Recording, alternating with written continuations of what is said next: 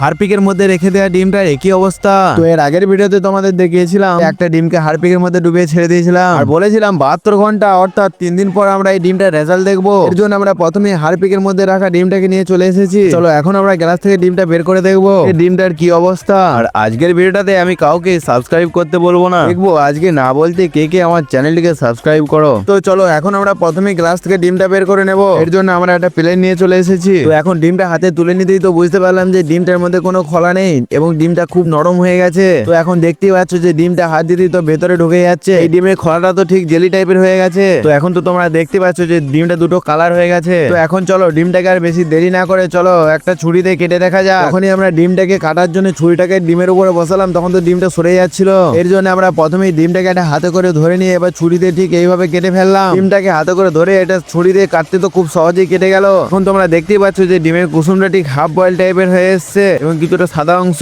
ভিডিওটা যদি ভালো লেগে থাকে তাহলে কমেন্টে নেক্সট চ্যালেঞ্জ কমেন্ট করো।